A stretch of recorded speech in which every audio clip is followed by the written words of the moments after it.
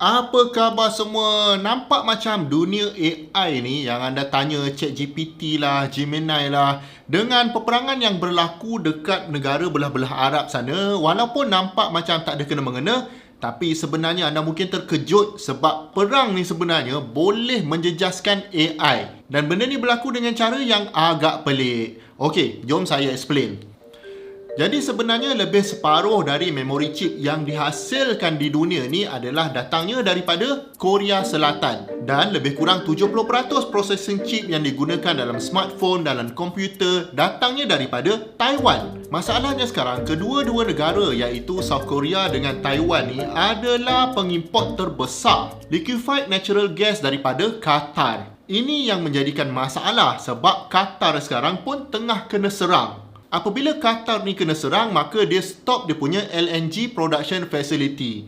LNG production di Qatar ni pula sangat besar dan lebih kurang 20% global supply LNG di dunia ni adalah daripada sana. Dan lebih kurang 90% daripada LNG yang dihasilkan di Qatar tu dihantar ke negara-negara Asia termasuklah South Korea dengan Taiwan yang buat chip tadi. Jadi masalahnya untuk membuat chip ni memerlukan tenaga, betul tak? At least yang orang tahu nak kena ada tenaga elektrik lah untuk menghasilkan chip tersebut. Tenaga elektrik ni lah yang digunakan untuk powerkan kilang, segala robot-robot yang digunakan, mesin-mesin yang digunakan untuk buat chip tersebut. Dan power ni pula datang daripada LNG. LNG ni diorang beli daripada Qatar. Dan kedua-dua negara ni agak lambat sebenarnya nak transition kepada renewable energy. Kalau Taiwan tu even nuclear facility dia pun dia dah tutup. Maka dari segi supply tenaga tu diorang sangat vulnerable apabila Qatar kena serang. Dan masalah ni bertambah besar apabila Strait of Hormuz yang mana segala supply petroleum dan juga LNG perlu lalu dekat situ untuk keluar sampai ke negara Asia. Selat tu sekarang berada dalam keadaan yang tak selamat.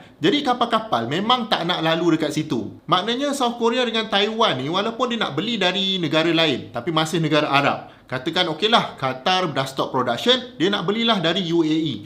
Pun tak boleh juga sebab kapal yang bawa LNG tu kena lalu dekat Straits of Hormuz yang tak berapa stabil sekarang. Jadi sekarang ni saham-saham syarikat yang buat produk-produk elektronik dekat South Korea contohnya memang drop disebabkan masalah ini. Kalau contoh negara Jepun, mereka pun banyak guna LNG. Tapi dia ekspor dari banyak negara tau. Dia bukan setakat ekspor dari negara-negara Arab sahaja.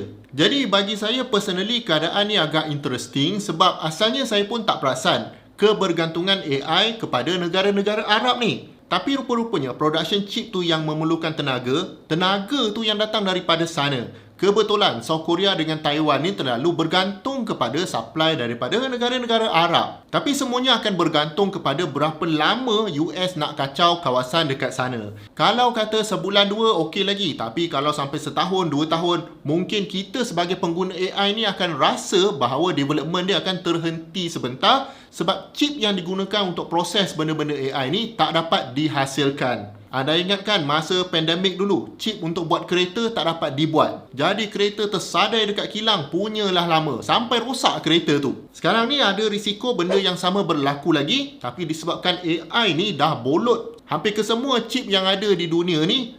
Sekarang bila tak boleh nak produce chip tu, maka AI yang akan terasa kesan dia.